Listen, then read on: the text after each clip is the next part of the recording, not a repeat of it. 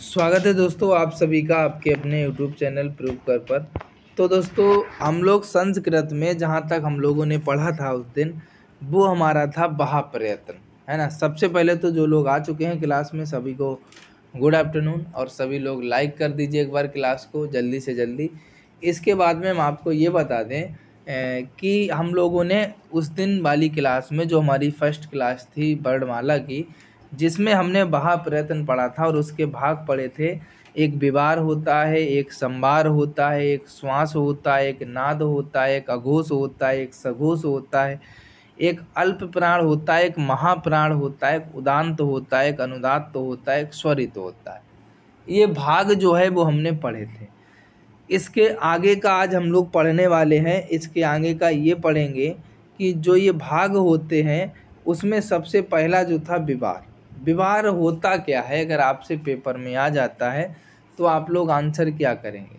मान लो आपसे ये पूछ लिया गया, देखो हम आपको बताते हैं। इसमें स्वर तंत्रियाँ पूर्णतः खुली होती हैं, जैसे का हुआ, चा हुआ, टा हुआ, ता हुआ, पा वर्ग का पहला अक्षर आता है, ये आपके विवार कहलाते हैं ना। इन सभी पांचों वर्गों के जो पहले अक्षर होते हैं, जैसे का हो गया, चा हो गया, टा हो गया, ता, पा, वर्ग का पहला अक्षर यानी स्वयं यही अक्षर जो आपके वर्ग है, ये आपके क्या कहलाते हैं,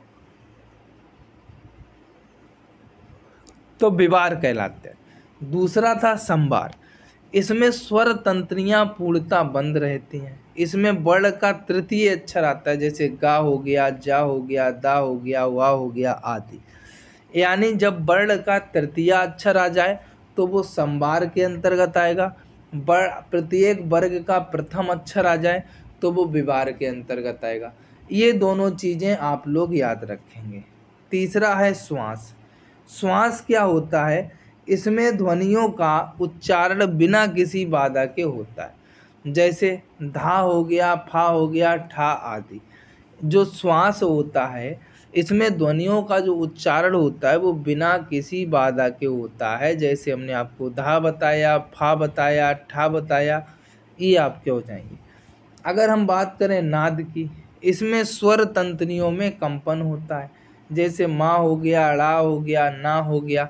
इन अक्षरों को आप बोलते हैं तो स्वर तंत्रियाँ जो हमारी होती हैं उसमें जो है वो कंपन उत्पन्न होता है, तो आप समझ जाना कि ये नाद के अंतर्गत आते हैं।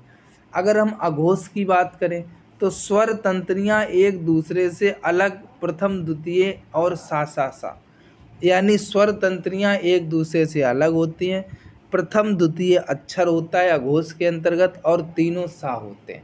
अगर हम सघोष की बात करें, स्वर तंत्रियाँ एक दूसरे के नज़दीक होती हैं तथा कंपन होता है। वर्ग का तृतीय, चतुर्थ और पंचम, उसमें अघोष में कौन सा था, प्रथम और द्वितीय, सिर्फ प्रत्येक वर्ग का पहला अक्षर और दूसरा अक्षर। लेकिन सघोष में क्या है, प्रत्येक वर्ग का तीसरा अक्षर, चौथा अक्षर और पांचवा अक्षर, और यावर आला और इसके बाद में हा। ये जो आपके आते हैं ये सघोष के अंतर्गत आते हैं। सभी लोग इस चीज़ को याद रखेंगे, बिल्कुल भी गलतियां नहीं करेंगे। बात करें अगर हम अल्प प्राण की, तो इसमें प्राण वायु की मात्रा न्यून होती है। ऐसे वर्णों को अल्प प्राण ध्वनि कहते हैं। जैसे वर्ग का पहला, तृतीय और पंचम अक्षर जो आपके सामने ये लिखे हैं, पहला, तृतीय और पंचम अक्षर प्लस यावारा, आप याद रखेंगे पहला, तृतीय, पंचम, यानी इसका अल्प प्राण का कोड होता है 135, महाप्राण का कोड होता है 24, यानी प्रत्येक वर्ग का दूसरा और चौथा अक्षर। प्रत्येक वर्ग का पहला, तीसरा, पांचवा अल्प प्राण, प्रत्येक वर्ग का दूसरा और चौथा होता है महाप्राण। परिभाषा क्या है, ध्वनियों के उच्चारण में श्वास अधिक मात्रा में प्रयोग होता है श्वास का, उन्हें महाप्राण वर्ण कहते हैं। जैसे वर्ग का द्वितीय, चतुर्थ यानी 24 इसका कोड, और तीनों सा और हा भी इसके अंतर्गत आते हैं, उसमें आपका यावारा आता है। आप सभी लोग याद रखें। बात करें अगर 9, 10, 11 में, 9, 10, 11 क्या क्या है, उदात्त है, अनुदात्त है और स्वरित है। देखो भाई, इसमें एक मात्रा यानी आ, ई, उ, री से ऋषि लरा, द्वि मात्रा बड़ा आ, बड़ी ई, बड़ा उ, री से ऋषि ए, ऐ, ओ, औ। और 3 मात्रा ओम हेराम का समय लगता है। इनको ह्रस्व, दीर्घ और प्लुप्त स्वर कहा जाता है, जिसको उदात्त, अनुदात्त और स्वरित कहते हैं। सभी लोग याद रखेंगे। आगे चलो भाई, जिन स्वरों के उच्चारण में कम समय लगता है उन्हें ह्रस्व स्वर कहते हैं। जिन स्वरों के उच्चारण में अधिक समय या 2 मात्रा का समय लगे उसे दीर्घ स्वर कहते हैं। और जब दूर स्थित किसी व्यक्ति को बुलाने के लिए जोर से खींचकर स्वरों का उच्चारण होता है तो ऐसे स्वरों को प्लुप्त स्वर कहते हैं। इसका सबसे अच्छा उदाहरण है ओम। अब हमने आपको पहले भी बताया, खेतों में काम हो रहा हो, आप जाइए, जिस आपसे अगर कोई छोटा है तो आप उसका नाम बिगाड़ के लेते हैं। जैसे किसी का नाम संदीप है तो आप लोग क्या कहते हैं, ओ संदीप, इस तरीके से वॉइस को खींचते जाते हैं। तो वो किसके अंतर्गत आता है, वो विलुप्त स्वर के अंतर्गत आता है। आप सभी लोग इस चीज़ को याद रखना। आगे चलो भाई, ह्रस्व स्वर की अगर हम बात करें तो आ है, ई है, ऊ है, री से ऋषि है और लिरा है। ये किसके अंतर्गत आते हैं, ह्रस्व स्वर के अंतर्गत। दीर्घ स्वर की बात करें तो आ है, ई है, ऊ है, ए ओ, ये आपके किसके अंतर्गत आते हैं, तो दीर्घ स्वर के अंतर्गत। अब व्यांतर प्रयत्न तालिका की अगर हम लोग बात करें तो देखो भाई, स्पष्ट स्पष्ट हो जाएंगे, ईसत विव्रत हो जाएंगे, संव्रत हो जाएंगे। अब स्पष्ट में कौन कौन से आएंगे, का से मा तक सारे अक्षर। ईसत विव्रत में कौन से आएंगे, ऊष्म व्यंजन जो होते हैं तीनों सा और हा, जिनको सल कहते हैं। संव्रत में कौन सा आएगा, आ आएगा। ईसत स्पष्ट में कौन सा आएगा, अंतस्थ वर्ण आएंगे, या बार आला। विव्रत में अच आएगा, आ ई उ री से ऋषि रा ए ओ, ये आपके आएंगे। तो आप सभी लोग इन वर्णों को भी याद रखेंगे, क्योंकि अगर पेपर में प्रश्न यहाँ से बना तो फिर आप बिल्कुल भी गलतियाँ ना करें एग्ज़ाम में, ऐसे समझ के चलिए, क्योंकि अगर गलतियाँ हो गई तो गड़बड़ हो जाएगा। अब आगे चलो, बहा प्रयत्न बोधक तालिका। अब वही सारे दिए गए हैं, जैसे यहाँ पर आप अगर देखेंगे तो यहाँ पर क्या दिया गया है, विवार दिए गए हैं, जिसमें आपके कौन कौन जिसको खर बोलते हैं, प्रयत्न। अब आप लोग देख लीजिए, का, खा, चा, छा, टा, ठा, ता, था, पा, फा, तीनों सा, ये किसके अंतर्गत आते हैं, विवार, श्वास, अघोष के अंतर्गत। संबार, नाद, घोष के अंतर्गत। गाघा, इंग्या, जाझा, या, डाडा, अणा, दाधा, ना, बाभा, माँ, या बाराला, ये आपके काय के अंतर्गत आते हैं, संबार, नाद, घोष के अंतर्गत। अगर हम बात करें अल्पप्राण वर्गों के प्रथम, तृतीय और पंचम वर्ण, जिसको एड़ कहते हैं। इसके बाद में महाप्राण वर्गों के द्वितीय, चतुर्थ और सल, जिसको बोला जाता है। उदात्त, अनुदात्त और स्वरित, इसको हम पीछे पढ़ के आए थे, लेकिन यहाँ पर तालिका में इसको आपको फिर से समझा दिया गया कि आप एकत्रित देख पाएँ तालिका में। ठीक है, इस चीज़ को आप सभी लोग याद रखेंगे। आगे चलो, महेश्वर सूत्र की अब बात आती है ना, किसकी आती है, महेश्वर सूत्र की। तो भगवान महेश्वर, जिनको शिव के नाम से जानते हैं, इनके डमरू से उत्पन्न होने के कारण इनको महेश्वर सूत्र कहा जाता है। भगवान शिव ने जब डमरू बजाया तो उनके डमरू से जो आवाज़ें आईं, उन्हीं आवाज़ों को किस में रखा गया, महेश्वर सूत्रों में रखा गया, उन्हीं आवाज़ों को। इस चीज़ को याद रखना। ठीक है भाई। अगला है आई उड़ जिलक आदि में 14 सूत्र हैं, इसीलिए इन्हें चतुर्दश सूत्र कहा जाता है ना। इन्हीं सूत्रों से प्रत्याहार बनाए जाते हैं, अतः इन्हें प्रत्याहार सूत्र भी कहते हैं। भगवान शिव के डमरू से निकलकर पाणिनि को प्राप्त हुए, अतः इन्हें शिव सूत्र या महेश्वर सूत्र भी कहा जाता है। भगवान शिव जो थे, इनके डमरू से निकले हुए थे ये सारे के सारे अक्षर। आप सभी लोग इस चीज़ को याद रखेंगे। इन्हीं को शिव सूत्र कहा गया, इन्हीं को महेश्वर सूत्र कहा गया। अगर आपसे कभी भी पूछ लिया जाए कि महेश्वर सूत्रों की उत्पत्ति कहाँ से हुई, तो आप आंसर क्या करेंगे, आप आंसर करेंगे कि महेश्वर सूत्रों की उत्पत्ति भगवान शिव के डमरू के द्वारा हुई। इन सूत्रों में संस्कृत वर्णमाला है, अतः इन्हें वर्ण सम्मानमय सूत्र भी कहते हैं। क्या कहते हैं, वर्ण सम्माननय सूत्र भी कहा जाता है इन सूत्रों को। चतुर्दश महेश्वर सूत्र की अगर हम लोग बात करें तो आप लोग देख लीजिए कौन कौन से हैं। आयुड़ा, ऋलक, एवं, एयोच, हैबरट, लर्ण, यमड़म, झवम, घड़सक, इसके बाद क्या है, जब गणस, खप, छठ, थच, चटब, कपय, ससर, हल, ये सारे क्या है महेश्वर सूत्र के अंतर्गत आते हैं। ज्ञातव्य तत्व आप देख लीजिए, महेश्वर सूत्रों में सबसे पहले स्वर है क्या है, स्वर। उसके बाद में अंतस्थ वर्ण है 11 अलावा, उसके बाद वर्गों के पंचम वर्ण, फिर चतुर्थ वर्ण और बाद में तृतीय वर्ण, फिर द्वितीय वर्ण और तब प्रथम वर्ण। सबसे अंत में सा सा सा हा है, ये 4 ऊष्म वर्ण हैं। इन चतुर्दश सूत्रों के अंत में जो ड़ा, का, डा, चा आदि व्यंजन वर्ण हलंत हैं उनका नाम इत है। क्या है, इत। इन इत संज्ञक वर्णों का लोप हो जाता है। कुल 14 इत संज्ञक वर्ण होते हैं। इत को अनुबंध भी कहा जाता है, अर्थात इत और अनुबंध पर्यायवाची हैं। आप सभी लोग इस चीज़ को याद रखेंगे। अगर एग्जाम में आपसे प्रश्न पूछ लिया जाए तो बिल्कुल भी गलती नहीं करनी है आपको एग्जाम में, ऐसे समझ लीजिए। अगर आपने गलती कर दी तो समझ लो फिर बिल्कुल मतलब खराब बात है, ऐसे समझ लीजिए। आगे भाई, प्रत्याहार बनाने में इत्संज्ञक वर्णों का प्रयोग किया जाता है, किंतु प्रत्याहार के अंतर्गत वर्णों की गिनती में इन इत्संज्ञक वर्णों को नहीं गिना जाता है ना। प्रत्याहार जब बनाए जाते हैं तो इत्संज्ञक वर्णों का प्रयोग किया जाता है, लेकिन प्रत्याहार के अंतर्गत वर्णों की गिनती में इन इत्संज्ञक वर्णों को गिना नहीं जाता है। अच प्रत्याहार आ, ई, उ, ऋछ, ऋषि, लरा, ए, ओ, अयव, ये 9 वर्ण आते हैं जिनमें इत्संज्ञक वर्ण नहीं गिने गए। क्या नहीं गिने गए हैं, इत्संज्ञक वर्ण जो है वो नहीं गिने गए हैं। सभी लोग इसको याद रखेंगे अगर आपसे पूछ लिया जाए तो। आगे चलो, महेश्वर सूत्रों के 5वें सूत्र हैबरट में हा वर्ण गिना गया है तथा 14वें सूत्र हल में भी हा वर्ण गिना गया है, अतः हकार की 2 बार गणना की गई है ना। आप देखो जो महेश्वर सूत्र है इसका 5वां सूत्र है जिसका नाम है हैबरट। हैबरट में हा को गिना गया है और जिसका 14वां सूत्र है हल, हल में भी हा को गिना गया है।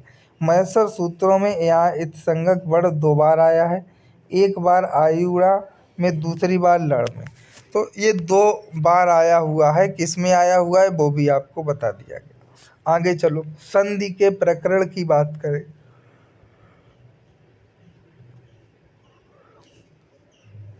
अगर हम संधि के प्रकरण की बात करें तो छात्रों में नवीन शब्द निर्माण की क्षमता उत्पन्न करना, छात्रों को व्याकरण की सहायता से शुद्ध एवं परिमार्जित भाषा को व्यवहार में लाने के लिए समर्थ बनाना, ये उद्देश्य होते हैं। शुद्ध एवं अशुद्ध का युक्ति संगत विवेचन करने की क्षमता उत्पन्न करना, एक आपका ये हो गया।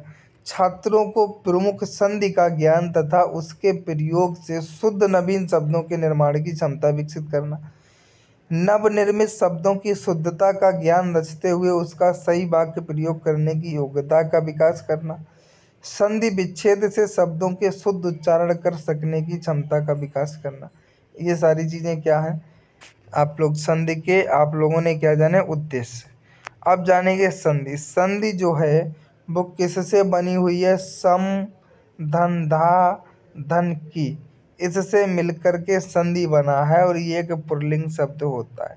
संधि शब्द के अगर अर्थ की बात करें कि भैया ये बताओ संधि शब्द का अर्थ क्या होता है, तो संधि शब्द का जो अर्थ होता है वो रमा धन ईसा होता है, जिसको हम लोग कहते हैं रमेश। रमा धन ईस कर दो तो रमेश। ये संधि मतलब होता है मेल या जोड़, विच्छेद मतलब होता है अलग, है ना। लेकिन संधि मतलब क्या है, संधि मतलब होता है मेल। आप लोग इस चीज़ को याद रखेंगे, बिल्कुल भी गलतियां नहीं करेंगे अगर एग्जाम में प्रश्न आ जाता है तो। संधि विच्छेद की अगर बात करें, संधि युक्त वर्णों को अलग अलग करना ही क्या होता है, संधि विच्छेद होता है। जो संधि युक्त वर्ण होते हैं इनको अलग अलग करना ही क्या कहलाता है, संधि कहलाता है। संधि मतलब मिलना, विच्छेद मतलब अलग करना। आप लोग इस चीज़ को याद रखेंगे। जैसे गणेश का संधि विच्छेद करें तो गण धन ईश हो गया, तो ये विच्छेद हो गया, अलग अलग हो गई। और जो गणेश शब्द था वो संधि था, यानी एकजुट होके लिखा हुआ था।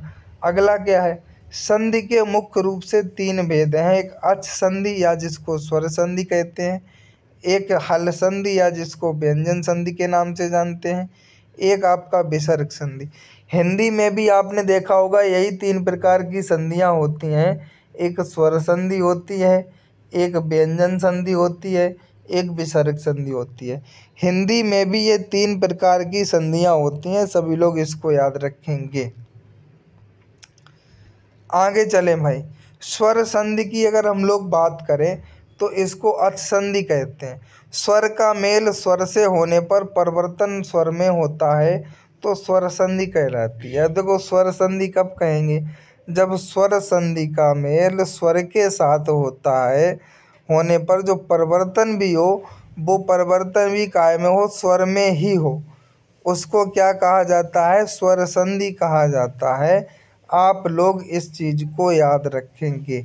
जैसे देव धन आलय कर दिया तो देवालय, यहाँ आ तथा आ दोनों स्वरों में संधि होकर आ हो गया है, तो ये आपका किसके अंतर्गत आया, स्वर संधि के अंतर्गत आया। अगर हम बात करें व्यंजन संधि की, तो व्यंजन संधि को हम लोग हल संधि भी कहते हैं। यदि व्यंजन के साथ व्यंजन का अथवा व्यंजन के साथ स्वर का मेल हो और परिवर्तन व्यंजन में हो तो व्यंजन संधि कहा जाता है। अब मान लो कोई व्यंजन संधि है, भले व्यंजन का मेल व्यंजन के साथ हो जाए, चाहे व्यंजन का मेल स्वर के साथ होके अगर व्यंजन शब्द ही बन जाए तो वो आपका व्यंजन संधि के अंतर्गत आता है। इस चीज़ को आप सभी लोग याद रखेंगे। व्यंजन का व्यंजन के साथ मेल, जैसे जगत धन नाथ तो जगन्नाथ हो गया, कस धन चित कश्चित हो गया। आप लोग इस चीज़ को याद रखेंगे। व्यंजन का स्वर के साथ मेल देखें, बाक धन अस्ति तो बाकास्ति हो गया, जैसे आ था। जगत धन ईश, जैसे ईश स्वर के साथ मेल कर रहे हैं तो जगदीश हो गया। तो इस प्रकार से व्यंजन का व्यंजन के साथ मेल, व्यंजन का स्वर के साथ मेल, इस प्रकार से होता है। तो सभी लोग याद रखेंगे, बिल्कुल भी गलतियां नहीं करेंगे अगर एग्ज़ाम में प्रश्न आ जाता है तो, क्योंकि अगर गलतियां कर दी ना आपने तो सब कुछ गड़बड़ हो जाएगा, ऐसे समझ लीजिए आप। गलतियां तो आपको बिल्कुल भी करनी ही नहीं है, ऐसे आपको समझना है कि गलती करेंगे तो कोई फ़ायदा नहीं है, इसलिए गलतियां आपको बिल्कुल भी नहीं करनी है। विसर्ग संधि की बात करें, यदि विसर्ग का मेल स्वर अथवा व्यंजन के साथ हो और परिवर्तन विसर्ग में हो तो उसको विसर्ग संधि कहते हैं। जैसे विसर्ग के साथ स्वर का मेल, राम धन उवाच यानी रामा उवाच। स्वर संधि की बात करें, अब स्वर संधि निम्नलिखित भेद होते हैं, कौन कौन से आप देख लीजिए। एक दीर्घ स्वर संधि होती है, एक गुण स्वर संधि होती है, एक वृद्धि स्वर संधि होती है, एक एड़ स्वर संधि होती है, एक अयादि स्वर संधि होती है, एक पूर्ण रूप स्वर संधि होती है, एक पररूप स्वर संधि होती है। तो ये जो है ये स्वर संधि के भेद होते हैं, सारे लोग याद रखेंगे। एग्जाम में कभी भी प्रश्न आ जाए तो आप गलत ना करें, ऐसे आप समझ लीजिए। अगर आप गलत कर देंगे तो फिर गलत हो जाएगा। अब देखो पूर्व रूप, पररूप, ये सारी संधियां हैं। अयादि संधि है आपकी, एड़ संधि है आपकी, वृद्ध संधि है आपकी, गुण संधि है आपकी, दीर्घ संधि है आपकी। ये सारी की सारी संधियां हैं। अगर हम दीर्घ संधि की बात करें तो देखो एक पहचानने का इतनी बड़ी परिभाषा है, अगर आप इसको ना याद कर पाएँ तो हमेशा बड़ा आ याद रखें, बड़ी ई याद रखें, बड़ा ऊ याद रखें।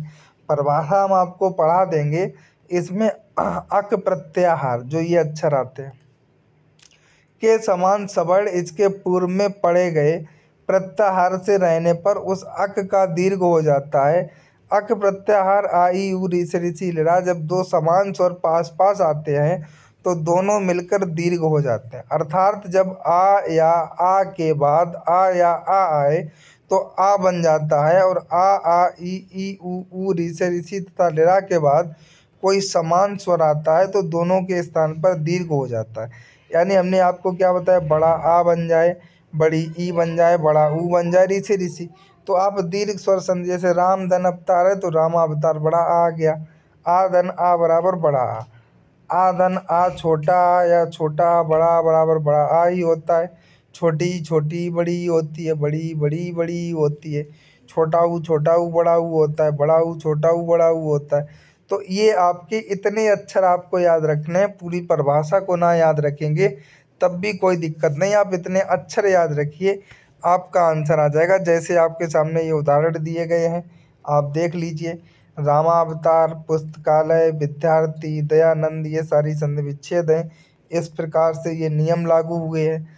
इसके बाद में पक्वा नाम, हिमालया, विद्यालया, इसमें आप देख लीजिए ये नियम लागू हुए हैं। इसके बाद में रवि धनेन्द्र, रविंद्र, हरीश, लक्ष्मी, इच्छा, यानी बड़ी की मात्रा आ रही है, आप देख रहे होंगे, बड़ा आ रहा है, आप देख रहे होंगे।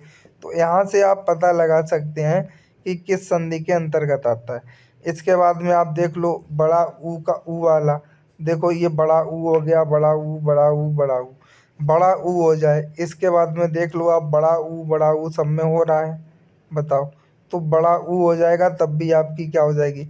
अब री से ऋषि वाला देख लीजिए, होत्र धन धिकार यानी होत्रकार, पितृधन इड़म यानी पितृम, है ना। ये सारी चीज़ें आपको याद रखनी है ना। इसके बाद में आप लोगों को हम बता दें, इसके आगे की क्लास अब कल करेंगे पार्ट 3 में। आज का ये पार्ट 2 था। सभी को कैसा लगा एक बार ज़रूर बताइए, और जिसने भी अभी तक प्रूफ कर ऐप को डाउनलोड ना किया हो वो लोग प्रूफ कर ऐप को डाउनलोड कर लीजिए, अपने सभी दोस्तों को बता दीजिए, जो भी दोस्त आपके तैयारी करते हैं। ठीक है भाई, अब हम चलते हैं, सभी को मिलेंगे नेक्स्ट क्लास में। तब तक के लिए सभी को बाय बाय, टेक केयर, जय हिंद, वंदे मातरम।